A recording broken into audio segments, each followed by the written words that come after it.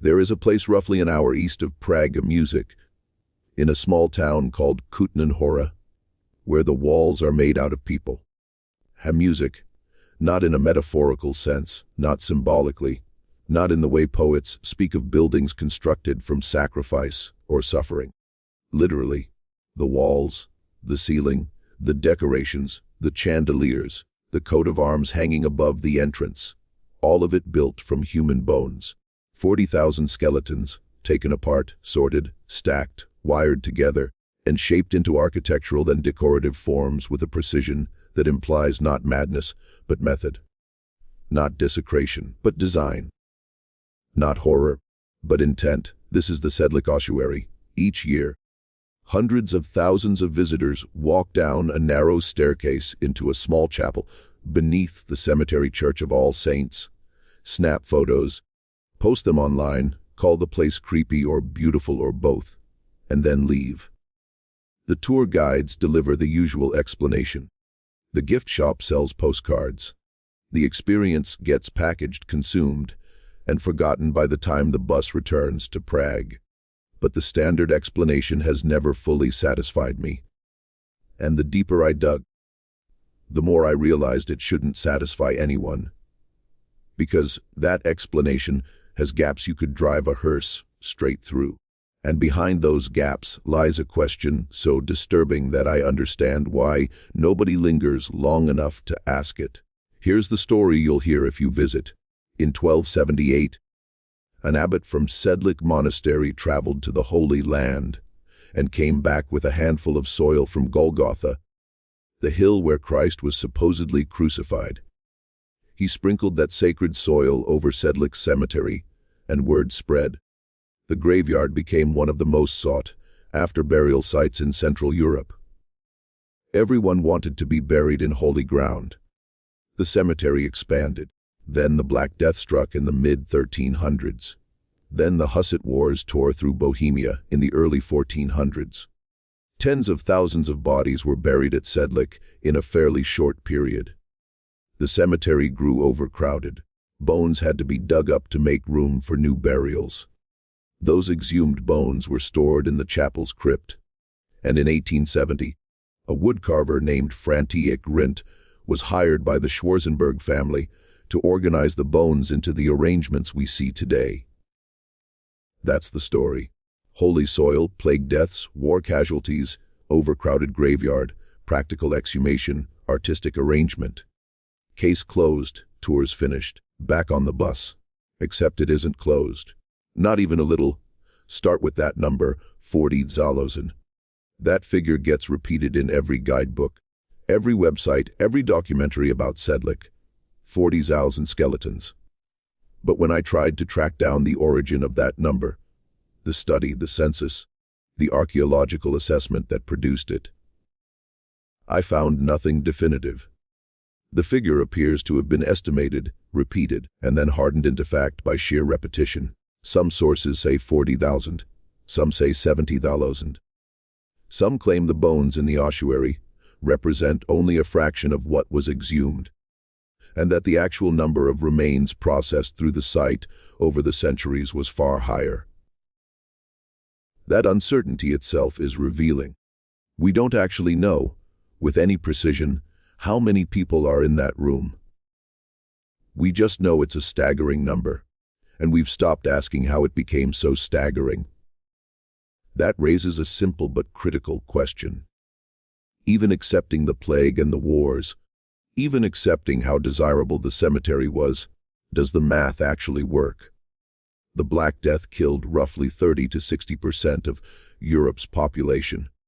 The Hussite Wars devastated Bohemia, but Kutná Hora was a small town.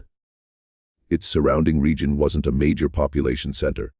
For 40,000 or more bodies to pile up in a single cemetery over roughly 2 centuries would require either a much larger regional population than historical records suggest, or a far more systematic process of collection than simple local burial. Where did all these people come from? The deeper I went, the more I found that Kutná Hora wasn't an ordinary town. In the 13th and 14th centuries, It was one of the wealthiest places in Europe. The reason? Silver. The Kutná Hora silver mines produced a huge portion of Europe's silver supply. The town's mint turned out the Prague groschen, one of the most important currencies in medieval European commerce. Wealth drew people. People drew conflict. Conflict produced bodies. That much fits the standard story. But here's what the standard story glosses over. Mining towns don't just attract settlers. They attract laborers. Enormous numbers of laborers. People pulled from across regions, across borders, from wherever desperation was deep enough to push a human being underground into tunnels where the air was poisoned, where ceilings collapsed, and where life expectancy was measured in years, not decades. The silver mines of Kutná Hora needed a constant flow of human bodies, because they consumed human bodies at a rate no local population could sustain. And those bodies, once the mines were done with them, had to go somewhere. The silence was deafening when I looked for scholarship linking Sedlec's extraordinary cemetery size to the labor demands of the silver mines. Because the connection seems obvious. A town whose main industry used up human lives at an industrial scale, right next to a cemetery that amassed human remains at a scale that defies ordinary demographic explanation. The holy soil story is charming. The plague and war explanation is convenient. But beneath both lies a simpler and darker possibility. That Sedlec's cemetery grew so vast not mainly because of sacred tourism or epidemic death, but because it served as the disposal site for a mining industry that treated human beings as a consumable resource. The bones in the ossuary aren't just bones. They might be the remains of an industrial workforce, the medieval equivalent of a company graveyard, and the elaborate artistic arrangement that tourists photograph today might be, whether intended or not, the decoration of a mass grave. Now, the arrangement itself, because this is where the official explanation becomes truly inadequate. František Rint, the woodcarver hired in 1870 to organize the bones. We're told the Schwarzenberg family, who owned the property, commissioned him to bring order to the accumulated remains. He spent years sorting bones by type, skulls with skulls, femurs with femurs, vertebrae with vertebrae, and arranging them into the displays we see today. The chandelier, said to contain at least one of every bone in the human body. The massive bell-shaped mounds in the four corners of the chapel. The garlands of skulls draped across the ceiling. The Schwarzenberg coat of arms, rendered entirely in human remains, complete with a raven pecking at the eye socket of a skull. A detail from the family's heraldic tradition. We're told Rint was an artist, that this was his creative vision, that he turned a storage problem into a work of art. And maybe that's true. But the deeper I looked at the arrangement, the more I noticed something the creative, genius narrative doesn't explain. The arrangements aren't random. They're not purely decorative. They follow geometric patterns. Specific mathematical relationships govern where the bones go. The bell-shaped mounds in the corners are built with a structural precision that suggests engineering knowledge, not just artistic instinct. The bones interlock. They support one another. The structures stay stable, not because they've been glued or wired into place, though some wiring exists, but because they've been assembled according to principles of load distribution and structural balance. A woodcarver in 1870 produced architectural structures from human bones that demonstrate engineering principles. Where did that knowledge come from? The official answer is Rint's craftsmanship, his intuitive understanding of materials, his skill with three-dimensional form. And maybe that's enough. But when I looked at other ossuaries across Europe, the same mathematical precision shows up. The same structural principles, the same geometric arrangements, as if building with human bones wasn't invented by Rint in 1870, but was an existing tradition he was working within. The pattern repeats with unsettling consistency. Sedlec isn't alone. There are ossuaries across Europe that predate it, that share its structural logic, that arrange human remains according to the same principles. The Capuchin crypt in Rome, the Chapel of Bones in Bivora, Portugal, the ossuary beneath San Bernardino al Osso in Milan, the catacombs of Paris, where the remains of 6 million people were moved from overcrowded cemeteries in the late 1700s and arranged in patterns tourists now walk through by candlelight. Each has its own official explanation. Each explanation is local and specific: cemetery overcrowding, plague burials, monastic tradition, public health necessity. And each explanation taken alone is plausible, but taken together, across countries, across centuries, across cultures that supposedly arrived at the same practice independently, the pattern demands a different kind of question.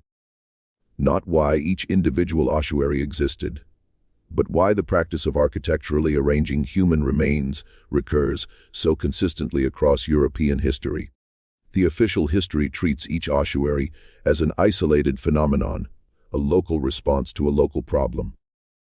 But the deeper I looked, the more I found connections, monastic networks linking the institutions responsible for many of these ossuaries, architectural similarities suggesting transmitted knowledge rather than independent invention, a shared symbolic vocabulary, specific arrangements of skulls, specific geometric patterns, specific relationships between bone types and decorative schemes, appearing across sites separated by hundreds of miles and hundreds of years. And here's the question that won't leave me alone. The question the tour guides don't address and the guidebooks don't ask. What was the purpose? Not the practical purpose of storing exhumed remains. The purpose of the arrangement. Because you don't need to build a chandelier out of human bones to solve a storage problem. You don't need geometric towers. You don't need a coat of arms made from femurs and skulls. The artistic arrangement serves no practical function. It turns a utilitarian space into something else entirely. Something ritual. Something intentional. Something that means something. But what does it mean? The standard religious explanation is Memento Mori. Remember that you will die. The bones are a meditation on mortality, a reminder of life's transience, a spiritual exercise in humility. And that explanation works on the surface. But Memento Mori doesn't require 40,000 skeletons arranged with mathematical precision. A single skull on a desk does the job. The scale of Sedlec, the scale of all the great ossuaries, points to something beyond a simple reminder of death. The deeper I went into medieval and early modern religious practices, the more I found references to the belief that arranged bones served a specific spiritual function. Not just as reminders for the living, but as preparations for the dead. The arrangement was believed to matter for the resurrection. The bones needed to be kept, ordered, maintained in specific relationships, because at the end of days, they would need to be reassembled. The ossuary wasn't a memorial. It was a waiting room. A holding pattern for the dead, kept with the precision the promised resurrection demanded. But here's the part that troubles me. That theological explanation, if taken seriously, implies something extraordinary about the people who built these structures. It implies they truly believed that the physical arrangement of bones in the present would affect the spiritual fate of the dead in the future. That the geometry mattered. That the placement mattered. That getting it right wasn't decorative, but essential. And if they believed that, then the mathematical precision of the arrangements isn't artistic. It's liturgical. It's functional. It's an engineering problem in the most literal sense. An attempt to build something that would work, That would accomplish a specific metaphysical task. That would prepare the dead for whatever came next. We look at the bone chandeliers and see art, or horror, or curiosity. What if the people who built them saw something else entirely? What if they saw machinery, sacred machinery, designed to a specification we no longer understand, built according to principles we've dismissed as superstition, serving a function we've filed under medieval naivety and stopped investigating? The silence was deafening when I looked for serious, academic engagement with this possibility, because the modern scholarly approach to ossuaries is almost entirely art, historical or anthropological. The arrangements are analyzed as cultural artifacts, as expressions of religious sentiment, as aesthetic objects. They are not analyzed as functional systems. The possibility that these structures were built to do something, not just to mean something, is treated as a question too embarrassing to ask in professional contexts. And perhaps it should be. Perhaps the bone towers of Sedlec are exactly what the guidebooks say: a creative solution to a practical problem, a woodcarver's masterpiece, a tourist attraction with good lighting and a well-stocked gift shop. But I keep coming back to the 40,000, to the precision, to the geometry, to the fact that this same practice, this same mathematical logic, this same treatment of human remains appears across centuries and across borders with a consistency that coincidence can't comfortably explain. I keep coming back to who taught František Rint to build with bones, where that knowledge came from, what tradition he was working within, and why that tradition existed in the first place. I keep coming back to the fact that we've turned these spaces into tourist destinations and stopped asking what they were actually for. Handed an audio guide and told it was the whole story. What else have we been handed and never thought to question?